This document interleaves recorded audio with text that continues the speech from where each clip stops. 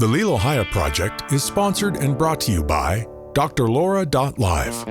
With her, Frux TM, Music and Play, George Canyon, Krista Hermanson, and Terry McCallum. Original art and motion graphics by Malcom Carter, Chronos Global Media.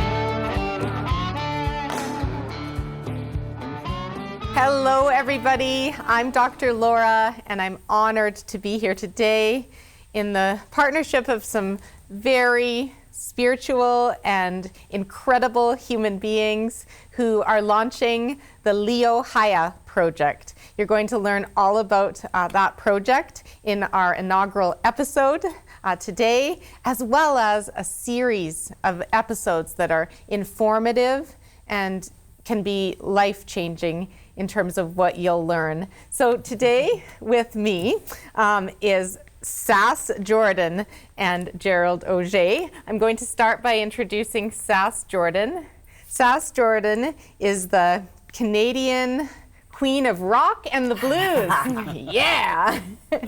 She's actually an incredible musician who has been a musician for over 40 years of her life, writing original music, performing on stage countless times, selling over 1 million records worldwide, having her songs and performances in television, in movies, being a judge on the very popular Canadian Idol for many years, also winning numerous awards, including Juno and Billboard.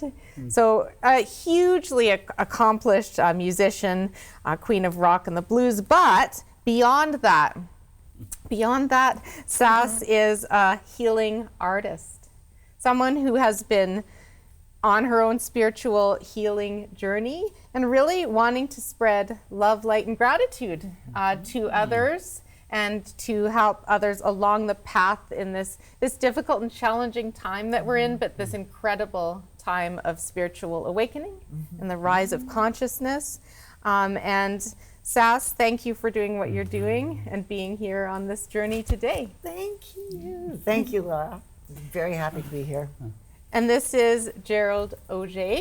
Gerald is a brother to me, someone that I met about 5 or 6 years ago now, someone who has taught me a lot from Indigenous spiritual teachings that go back thousands of years. And he's of Woodland Cree descent, a national Indigenous role model, a spiritual leader, and an award-winning storyteller, and was called back to his land to heal and take a break from Hollywood and deal with the childhood trauma from the residential schools and the intergenerational abuse and trauma that those inflicted on so many human lives. He walked in the wilderness for 6 years on a sabbatical and reconnected with his and our Creator, ancestors, elders, has done numerous ceremonies, and is sharing the way of love, light, and gratitude. So thank you for being here. Thank you. I'm an organizational psychologist by day. I'm a keynote speaker and a podcast host and an author. And for 20 plus years, I've practiced in the field of psychology, which is evidence-based. And I know now more than ever that spirituality and the connectedness of human beings and the spiritual side of us needs to be acknowledged as part of the equation, because so much of the focus has been on the brain and the body and emotions, but there's this fourth component called spirituality. Not to be mixed up with mainstream religion. It's something that transcends any one religion.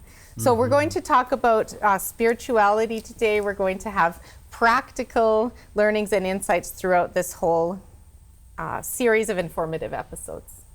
So let's start in this episode with a bit more about what led you two to come together and create LiLoHia. Gerald? Sister? Oh, yeah. Just that. Just that, that's it. Well, because ever since we met, which I think would have been about 5 years as well, but we really became much better friends and much more connected in the past 2 years, I would say. And our conversations, we found that we would be in these conversations that were just like mind-blowing, you know, and we would be going down this rabbit hole, that rabbit hole, you know, and then finding so much in common regarding navigating the new terrain, the new territories that we find ourselves in. We call it like pioneering. It's like we're all pioneers. All of us are pioneers in this new, wild, crazy world that we all are part of right now. And we wanted to do something where we could have these kind of conversations, which we both find so enlightening, in a more public way that maybe other people would enjoy as much, because we laugh ourselves silly half the time. We both, I mean, honestly, we agree on that. Yeah. True spirituality is high frequency, and what makes you high frequency faster than laughter? Nothing. Nothing. You go, girl. How di sabit tiga agsimanto na naskumaw kakyo giso kana naskumtaw kam to magig magas kana lugi timi kom danski sumams kum kawi sumams kuchigia makakyo gisagi now. So I want to thank Creator first and foremost for allowing us to be here today, and I spoke in my Woodland Cree language, as I need to honor that part of my human being every time I address my fellow human being. And also I said, forgive me for how I'm about to make you feel, but I love you. Because I was told my 6 years in the wilderness, when you're ready to address life and conversation and the spirit that comes with that, and that you're not there to convince anybody, you're not there not to convince anybody, it is what it is. What I love about my sister and the conversation that we have is we have learned that being human, in order for us to be these spiritual beings housed in this human being, we have to allow ourselves to be human. The Creator that I know is my best friend. I laugh with my Creator, I question my Creator, I swear at my Creator, I get mad at my Creator, because Creator said, just wants me to be able to evolve as a human being. And that then the whole LiLoHia project came when I met my sister, and we just connected at not only as friends, as human beings, but at a conscious level. Conscious level in the sense of understanding. We talk about the star people, we talk about the coincidences in life and what things that most people don't talk. Timeline shifts. So we just say, that's it. It's good to find somebody who gets it. And that they don't have to go like this when we want to share something. We just share. So we have a lot of laughs doing it. So. So the name LiLoHia, how did that come about? That was my sister's idea. I was thinking, what are the most important things at this point in my life? And I know Gerald is very much on the same page with that. And it was, how can it not be love? And when I say love, I'm not speaking of what we would normally call love in our culture at this time, which would be more sort of like a romantic thing, or, I love this glass of water, you know what I mean? Yeah. I'm talking about love, which is the force of Creator that creates. Love creates worlds, dimensions, everything. So that kind of love, which is also known as agape in other, I don't know what tradition it is, but I think it's I don't know. So that's love. Then the light thing, of course, because light highest frequency we can have on the planet that we know of, along with love, obviously, and then gratitude. Gratitude changes everything. You actually hear that a lot in books and stuff that books that are very popular these days that will say, you know, get yourself a little exercise book and write out every morning all the things that you feel grateful for, because it's going to change your mood, right? Yeah. So huge thing with the gratitude. Yeah. And you put those three things together and you have what we would call a recipe or a map for navigating this time. You know, and you can even use it like as a LiLoHia is like a blessing that you can do over your food, that you can do when you walk into a room, that you can do over something you're drinking.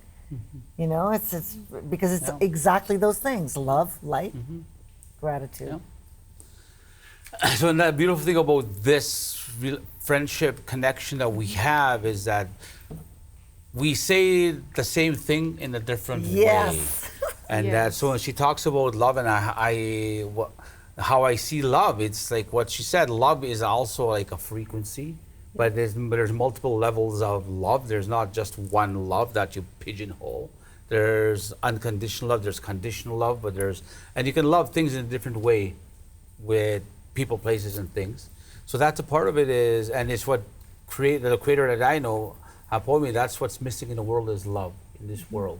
And that because the world has forgotten about their fellow human being and forgot about creator. And my sister talks about creator. For me, it's like you can't know love if you don't know creator. So for me, and the light of obviously is exactly a frequency.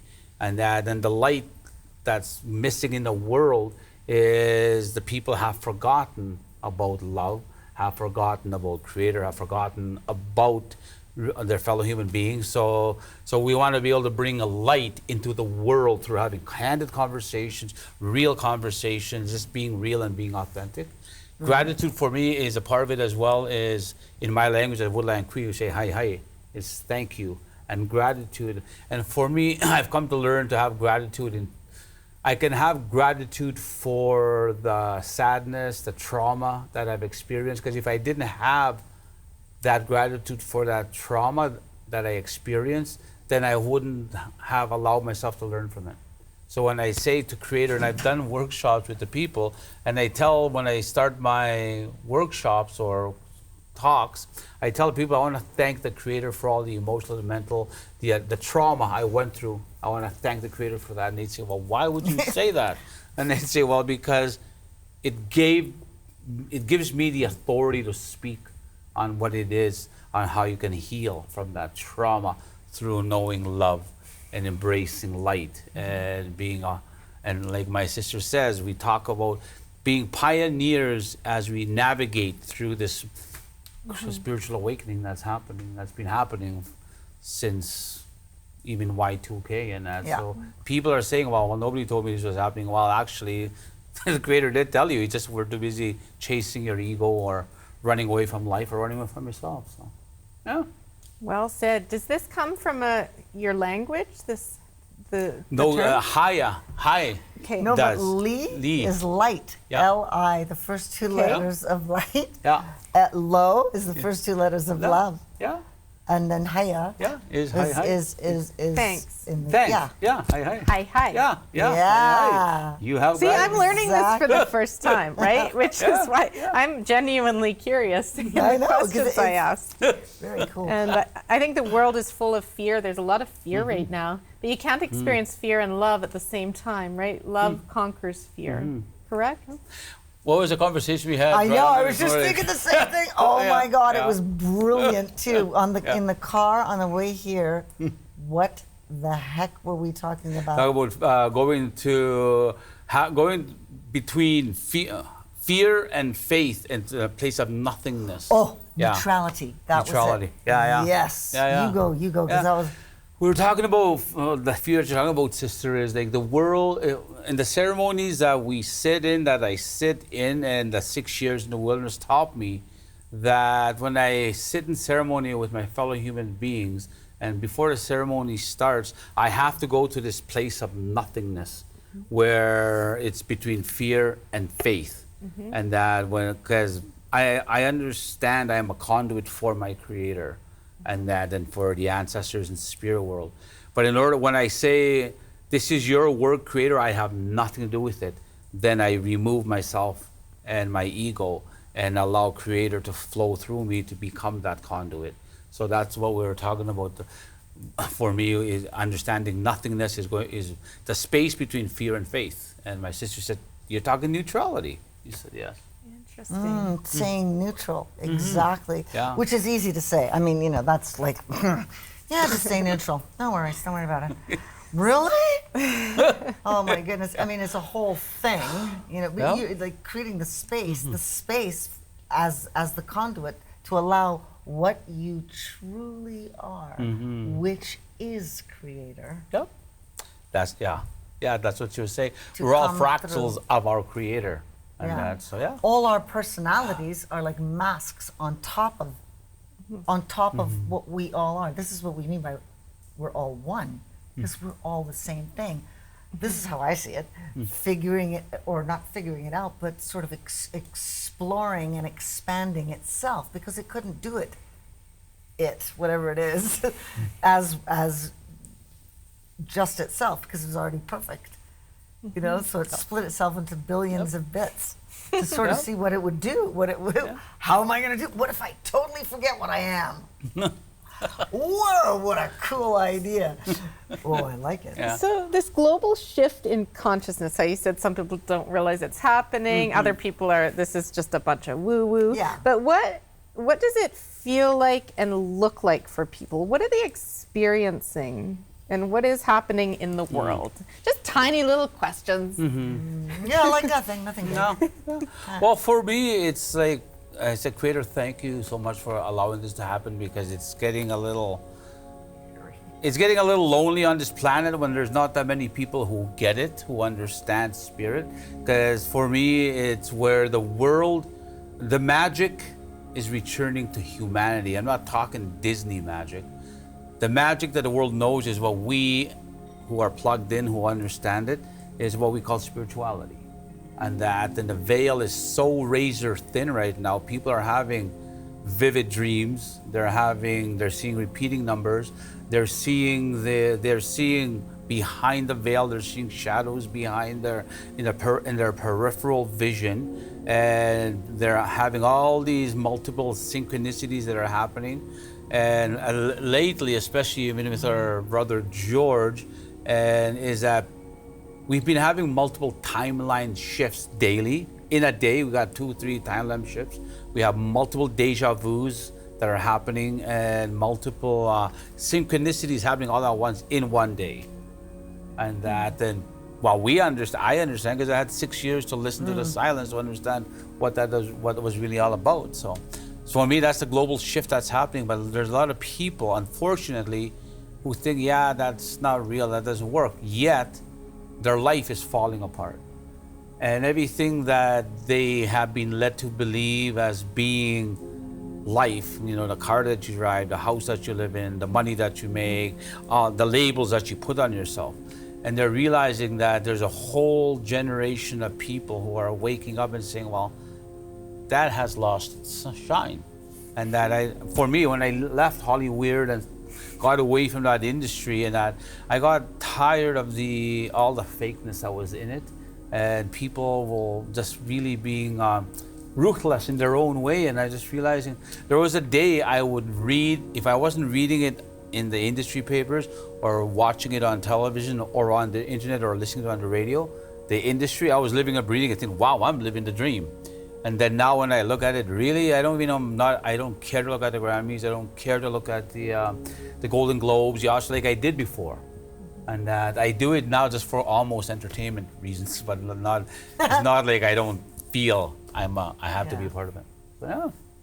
Does that make sense, sister? Yeah, it does. I totally forgot what we were talking about, but that's okay. This global shift in consciousness. So how did you first realize it was happening? What came up in your life, Sass? Yeah, I really think for me, it was the COVID thing. It was this, like I was saying, this constant running. What the heck? And then suddenly hitting that wall, you know, and just going, what's this all about, Alfie? Like, why was I doing that? What's the point? Where are we going? You're gonna die? What the hell are you doing? You're gonna die anyway, so you might as well find a way to enjoy the ride. You know, instead of, it's like, who were you working for? I wasn't working for another person, but what are you doing this for? What are the reasons? And it's like, we were also talking earlier, I think, about the idea of your work being your identity.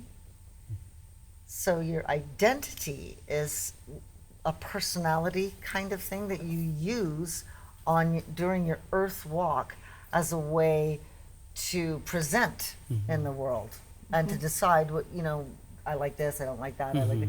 You know, it's not really who you are deep down, but as long as your mind keeps going, you have all this self-talk going, like, you know, why are you doing this? That guy's an idiot. Oh, what is constantly going, you know, and it never stops. This is what drives people insane.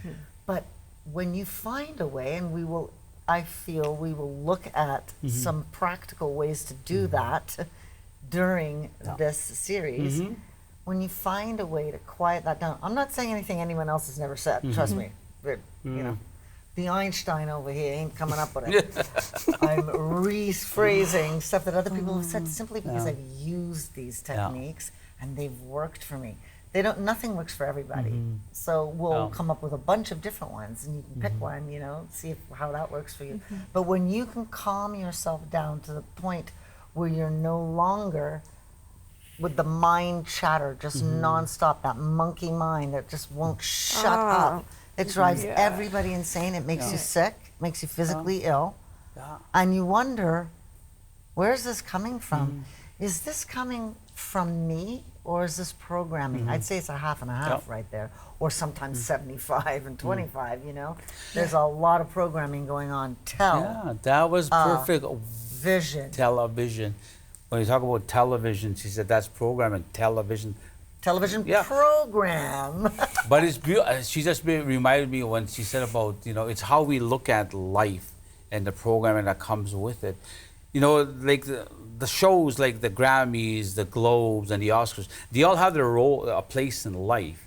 But it's how we honor that recognition. Because these are artists, these are storytellers who have given their life to be a storyteller or to be a musician, which is rightly so. But the world has created a system where they kind of sensationalize it and they don't really appreciate authentic artists like my sister for the gifts and abilities that they bring, because they don't fit the norm that the society wants them to be.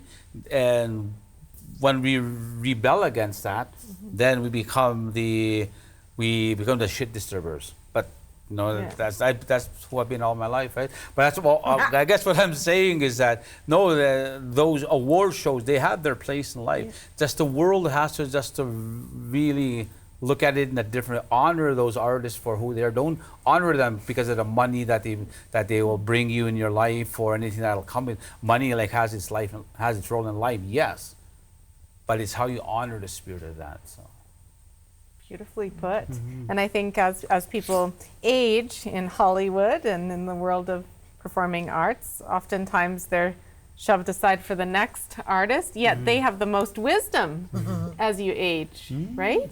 Yeah. Oh, that's a really long conversation. You don't want to get me okay. We won't go down that road. Yeah. I don't know. I got whole different theories about the entertainment world. Okay. And this is not an episode on that. It's on LiLoHia. So, LiLoHia, what's the vision for LiLoHia in terms of what you hope to do for humanity? Well, I think, I don't know. I think you agree with me on this, brother, but I think it's really what we're doing for ourselves, Oh. right? And if we have the great good fortune of anyone paying the slightest bit of attention to us and getting something out of it, I think we'll have, you know, done what we set out to do. It's to remind ourselves, because this is no longer about doing, it's about being. Okay? Because you can do everything you want, it keeps taking you away from what you truly are. And you have to sit in that and to be that. And the best way to teach anyone is to walk your own talk, to follow your own advice, you know, to actually embody what you're talking about. And I think, you know, this gives us a chance to actually do that, you know. To live and lead by example. And that was the other conversation we had when my sister was asking me about living on wing on a prayer. And they said, when I left Hollywood and then left my sabbatical in 2015, I started living life on a wing and a prayer. Meaning that when I live on a wing and a prayer, I don't put any expectations on what I want to achieve. I say, Creator, this is what I'd love to be able to do, but I'll leave it to you to make it happen, and I'll do my 50% to make it happen. But then living on life on a wing and a prayer is amazing for me. But then the people around me, when they're not of the same mentality, mindset, belief, that's the only thing I find challenging of living on wing and a prayer. Until I realized, well, you know, one of my new mantras is, you know, it is what it is. You know, some people are here under growth and their evolution. Some are here, some are here, but that's okay, because the ancestor says we're all equal. It does not matter what color you are, green, blue, yellow, and that you're still a human being first and foremost, right? So, and that's really for me the LiLoHia is like, we are just going to live our life as we've always lived it, but we're prepared to share what we know, what we've learned, both the good, the bad, and the ugly about life, so we can understand the true sacredness and sanctity of life, because we have to stumble and fall to be able to evolve as spiritual beings housed in this human being. And that's what I learned at 6 years in the wilderness, looking at my demons and my fears for 30 years. I had lived that life that way, thinking I was living a dream. And then I realized, wow, it's just like I just say. But I don't say that wasn't a waste of time in the 30 years, because it made me who I am today. And that's when people would ask me, when I was a national role model in 96, 97, he said, if you had a chance to go back in time to change one thing in your life, what would that be? And they said, I wouldn't change one thing, because it made me who I am today. And that's all I can do with it. So.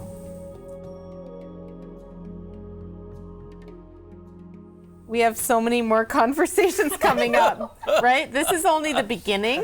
This is only the beginning. Yeah. So tune in to many more discussions we're going to get really practical into how you can implement some of this in your daily life, how you can grow spiritually, evolve. We're going to learn from these two entertainers. Authentic. Not burgers. Authentic entertainers who will bring humor every step of the way. Yeah. So with that said, please tune in again to the LiLoHia informative series. We're gonna hold it tight, get out of this fight, no matter what we lost, we make it right. I feel a change is coming. Let's see what love can be. It's gonna be all or nothing. Just believe till you see. To subscribe to the LiLoHia Project and receive upcoming episodes, updates, and announcements, go to www.youtube.com/@LiLoHia Project. You can also find the LiLoHia Project on Twitter @LiLoHia Project, TikTok @LiLoHia Project, and Instagram @LiLoHia Project. Thank you for listening. Hi.